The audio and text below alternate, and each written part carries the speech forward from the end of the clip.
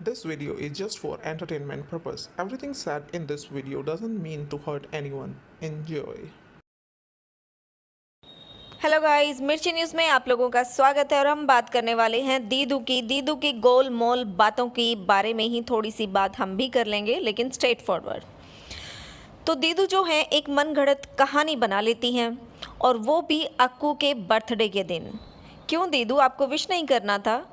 तो गाइस, अक्कू कौन है? दीदू की रियल सिस्टर यानी कि प्रीतो के हस्बैंड हैं।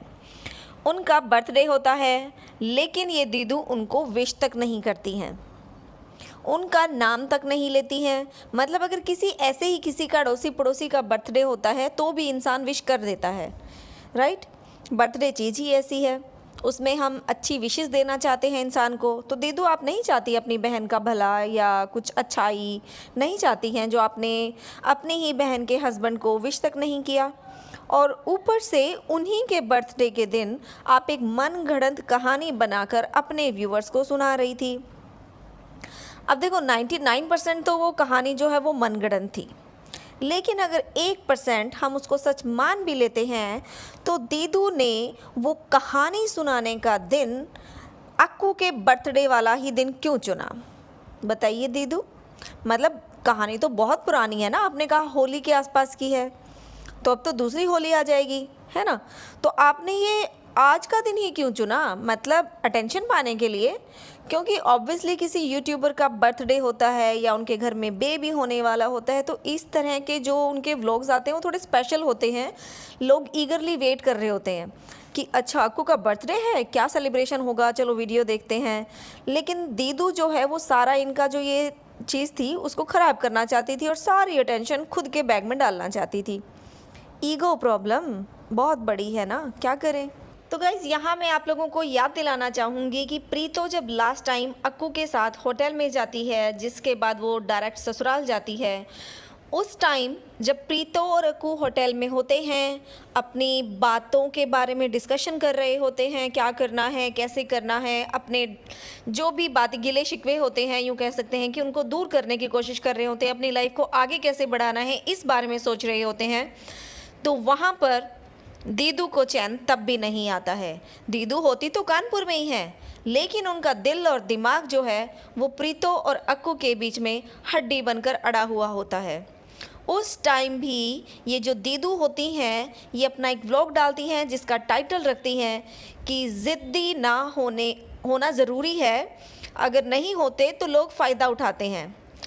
तो ये जो जिद्दी होना ज़रूरी है, दीदू ने ये टाइटल डाला था। क्या ये टाइटल उस टाइम प्रीतो के लिए नहीं डाला था? क्योंकि उस टाइम प्रीतो और अक्कू दोनों अपनी अपनी कंडीशंस पर अड़े हुए थे। तो वो मैसेज दीदू ने प्रीतो को दिया था कि तुम्हें अभी ज़िद्दी होना ही पड़ेगा, अगर तुम ज़िद्दी नहीं बनोगी तो लोग तुम्हारा फ़ायदा उठाएंगे, राइट? उसके बाद जो है प्रीतो की कंडीशंस या अक्कू की जो भी कंडीशंस होती हैं वो मान लेते हैं, और क्या कंडीशन हुई थी जो अब इनका बर्थडे सेलिब्रेशन हुआ है ना, उसके हिसाब से मैं बताऊंगी बाद में। लेकिन जो भी कंडीशंस होती हैं उसके बाद जो है वो एक साथ ससुराल में चले जाते हैं प्रीतो के। अब जो दीदू ने स्टोरी सुनाई है उसमें भी मेनली एक ही चीज़ निकल के बाहर आती है, वो क्या? कि ज़िद्दी होना ज़रूरी है, राइट दीदू? तो गाइस, जो इन्होंने अक्कू के बर्थडे पर स्टोरी बताई है उसमें भी उन्होंने दीदू ने एक ही बात पर फोर्स किया है कि ज़िद्दी बने रहना, ज़िद्दी होके ही काम करना है। तो क्या दीदू ने अब फिर से प्रीतो को ये एक मैसेज दिया है कि तुम अपनी ज़िद मत छोड़ देना, तुम्हें अपनी ज़िद पर ही रहना पड़ेगा, जैसे कि तुम्हारी बड़ी बहन ज़िद्दी है। और इसीलिए दीदू ने ये सारी मनगढ़ंत स्टोरी सुनाई कि दीदू तो रात को ऐसे भी निकल के अकेली गाड़ी लेके जा सकती है क्योंकि वो ज़िद्दी है। तो प्रीतो, तुम्हें भी ज़िद्दी ही होना पड़ेगा। यहाँ पर दीदू की एक और बात याद दिलाना चाहूँगी, जब ये बेंगलोर में होती हैं तो अपने हस्बैंड की स्टडीज़ का गुणगान गाते हुए, ये बताते हुए कि वो बहुत ज़्यादा इंटेलिजेंट हैं और आजकल उनको जॉब्स के बहुत ज़्यादा ऑफर्स आ रहे हैं, और मेरे हस्बैंड तो अब कन्फ्यूज़ हो गए हैं कि कौन सी जॉब को चूज़ करें। इसी के साथ साथ वो अपनी तरफ से एक खुशखबरी भी देती हैं अपने व्यूवर्स को और बोलती हैं कि 2 जॉब्स के ऑफ़र तो हमें हमारे घर के पास ही मिले हैं, यानी कि हिमाचल में ही मिले हैं। अब उनके हस्बैंड कंफ्यूज हैं कि कौन सी जॉब ज्वाइन करे। ओह माय गॉड, दो जॉब्स के ऑफ़र, वो भी घर के पास। तो दीदू एक बात बताओ कि वो जॉब्स, उनके ऑफर्स, वो ज्वाइन करने वाली बातें अब कहाँ गई? वो बाद में तो निकल के आई नहीं। तो आप अपने व्यूअर्स को बीच बीच में इस तरह की बातें क्यों सुनाती रहती हो बिना सिर पैर की? हाँ, एक्चुअली व्यूअर्स जो है वो कंफ्यूज हो जाते हैं कि आप कब सच बोल रही हो, कब झूठ बोल रही हो और कब मनगढ़ंत कहानियाँ सुना रही हो। तो गाइज़ अभी रिसेंटली आपने इनके व्लॉग्स में देखा ही होगा कि ये बात कर रही थी कि ये जिस घर में अभी रह रही हैं, ये घर इनको छोड़ना पड़ेगा, यहाँ से मूव करना पड़ेगा। लेकिन मूव करके ये हिमाचल जाने की बात नहीं कर रही हैं, ये बात कर रही हैं आईआईटी कानपुर के अंदर जाने की बात, जो उनको वहाँ पे फ्लैट्स होते हैं वो लेने की बात कर रही हैं। तो दीदी, जो बेंगलोर में आपने बड़ाइयाँ गाई थी अपने हस्बैंड की, वो बहुत ज़्यादा इंटेलिजेंट हैं, उनको इतने सारे ऑफर्स आ रहे हैं, उनका क्या हुआ? या वो भी इसी मनगढ़ंत कहानी की तरह एक स्टोरी ही थी, बाकी कुछ भी नहीं? तो यानी कि टोटली हम ये कह सकते हैं कि दीदू जो हैं वो एक सपनों की दुनिया में रहती हैं, उन सपनों में कहानियाँ बुनती रहती हैं और अपने व्लॉग में उनको सुनाती रहती हैं, कुछ नया करने के लिए, कुछ नया लाने के लिए। तो गाइस एक और बात बताना चाहूँगी कि आपको याद हो जब दीदू कानपुर में शिफ्ट हुई थी, इन्होंने अपने घर की डेकोरेशन की थी, अपना बेड लगाया था नीचे फ्लोर पे, लेकिन उसके कुछ टाइम बाद ही दीदू अपना रोना जो है वो रोने लगती हैं अपने व्लॉग्स में। वो क्या कि हाय मेरा घर तो वहाँ है, अपना घर तो अपना होता है, मेरा बेड, मेरा डेस्क, मेरा सोफ़े वहाँ पर हैं, हाय हाय हाय करती रहती थी ना। लेकिन अब वही बात जब इनके व्यूवर्स बोलते हैं कि आपका सामान वहाँ पर है, एटलीस्ट बेड ले आओ या कुछ ये सामान ले आओ, तो इनको गुस्सा आ जाता है कि आप ऐसे कैसे बोल रहे हैं, ऐसे नहीं बोलना चाहिए। मतलब आपके व्यूवर्स आपके लिए भला चाहते हैं, तभी उन्होंने कहा कि चलो उसको नहीं भी ला सकते, आपने कहा कि पैसा ज़्यादा लगता है तो यहाँ पर एक बेड खरीद लो, अब इसमें बुरा मानने की क्या बात है? मतलब आप बोलो तो सही, और वही बात अगर व्यूवर्स ने बोल दी तो वो गलत हो गए। पर दीदू, जो आपने मनगढ़ंत स्टोरी सुनाई थी ना, उससे रिलेटेड मैं आपको एक बात ज़रूर बता सकती हूँ आपके फ़ायदे की। देखो दीदू, आपने कहा कि आप ज़िद्दी हो, आपको ड्राइविंग करनी है सोलो वाली, वो भी दूर तक। अब देखो आप हैवी ड्राइवर तो हो, तो कार चलाने की जगह ट्रक चला लो ना, अपना सामान भी ले आना, है ना? एक ट्रक रेंट पे ले लेना और क्या होगा, अपना सारा सामान यहाँ से वहाँ, वहाँ से यहाँ करते रहना। वैसे भी मूव करने की तो आदत है ना, ट्रांसफ़र होते रहते हैं आपके हस्बैंड के, कभी ये जॉब, कभी वो जॉब, कभी यहाँ कभी वहाँ। तो आई थिंक तुम लोगों को एक ट्रक बाय ही कर लेना चाहिए, सोलो ट्रिप करना, हैवी ड्राइविंग मस्त एकदम वाली, तुम भी खुश, जिद्द भी पूरी और इंडिपेंडेंट गर्ल भी, है ना? फिर बेड को यहाँ वहाँ करने की ज़रूरत भी नहीं पड़ेगी और हर बार रोने की ज़रूरत भी नहीं पड़ेगी। आइडिया तो अच्छा है दीदू, मान लो। ओके गाइस, तो थोड़ी सी नज़र जो है हम अक्कू और प्रीतो पर भी डाल लेते हैं। झगड़े के बाद से फिर से एक हो चुके हैं और दोनों ही हैप्पी ब्लॉग दिखाने की पूरी कोशिश कर भी रहे हैं। वो अलग बात है कि एक दूसरे पर तंज कस देते हैं टाइम टू टाइम, लेकिन अपने आप को इतना हैप्पी दिखाने के लिए जहाँ ज़रूरत नहीं भी होती वहाँ पर भी फूट कर रोकर हंस कर दिखा रहे हैं। मतलब जहाँ पर सिर्फ एक स्माइल देने की बात होती है तो वहाँ पर प्रीतो इतना ज़्यादा हंसती है कि वो बिल्कुल फेक लगने लगता है। और तभी जो व्यूवर्स हैं वो आप लोगों को फिर ये बताते हैं कि ये फेक लग रहा है या यहाँ पर आप लोग एक दूसरे को तंज कस रहे हैं, लेकिन फिर आप लोग एक्सप्लेनेशन देने लगते हो कि ये तो हमारा प्यार है, प्यार। चलिए वो उनकी अंडरस्टैंडिंग है, जैसे भी करना है उनको दिखाना है। पर अक्कू और प्रीतो को सिर्फ एडवाइस ही देना चाहेंगे कि आप लोगों को तंज कसने हैं। अक्कू कहता है कि ये हमारा प्यार है, तो अक्कू और प्रीतो आप लोगों के लिए एडवाइस है कि जो आपका ये इस टाइप का प्यार है ना, तंज कसने वाला, आई थिंक वो बिहाइंड द कैमरा रखिएगा, क्योंकि अगर आप ऑन कैमरा अपनी स्क्रीन पे ये सब दिखाएंगे तो देखो व्यूअर्स तो कुछ ना कुछ सवाल उठाएंगे। ओके, और फिर वो उठाते हैं तो उसका बुरा ना माने, क्योंकि जो रियलिटी है वो तो आप लोगों को पता है।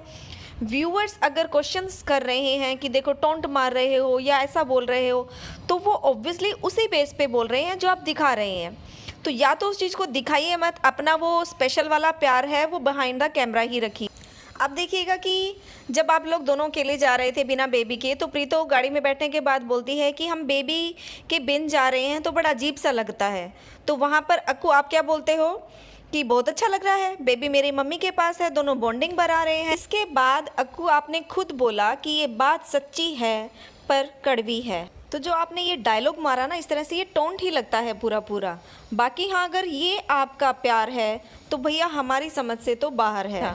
ये टोटली तंज ही लग रहा था, टोंट ही लग रहा था जो आप प्रीतो को मार रहे थे।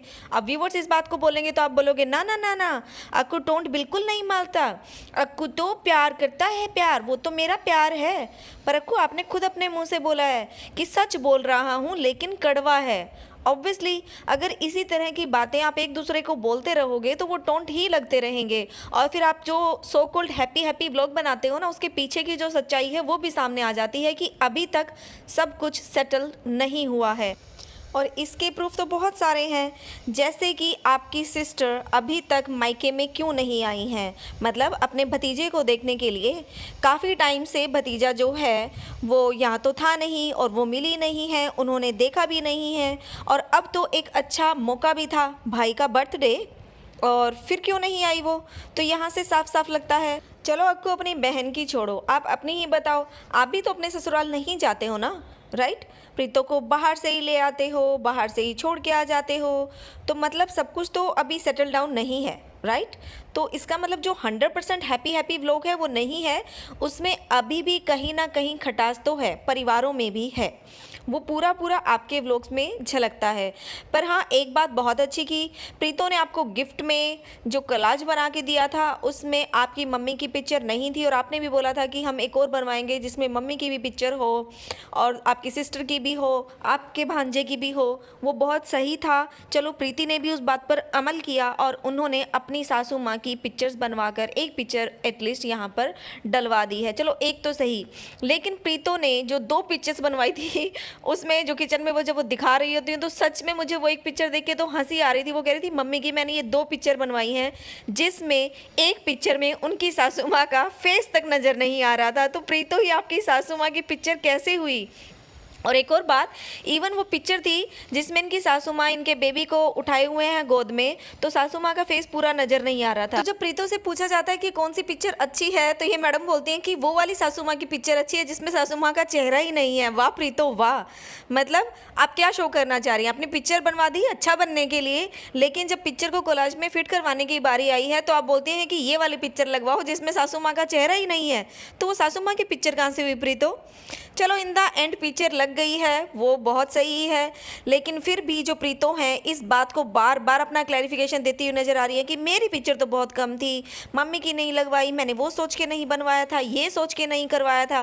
प्रीतो आप जो भी रीज़न दे लें, लेकिन आपकी सासू माँ की पिक्चर उस कोलाज में ना होना आपकी बहुत बड़ी गलती थी। आपने कहा कि आपकी खुद की पिक्चर बहुत कम थी, लेकिन थी तो सही ना, तो एटलीस्ट उनकी एक पिक्चर बनवाना भी बनता था, एक पिक्चर डलवाना तो पूरा बनता था, जो आपने अब कर दिया है। चलो फाइनली हो गया है तो इट्स फाइन। बट प्रीतो जो पिक्चर लगाने के बाद एक्सप्लेनेशन अभी तक भी दे रही थी ना कि मैंने ये सोच के नहीं करवाया था, वो सोच के नहीं करवाया था, उससे ये लगता है कि उनको अभी तक भी अपनी उस गलती का एहसास तो नहीं हुआ। उन्होंने वो पिक्चर वहाँ पर सिर्फ और सिर्फ इसलिए लगवाई क्योंकि व्यूवर्स और बाकी लोगों ने बोलना शुरू कर दिया था कि वो पिक्चर ना लगाना गलत बात था। पर जो भी रीज़न हो, एट लास्ट पिक्चर तो लग ही गई।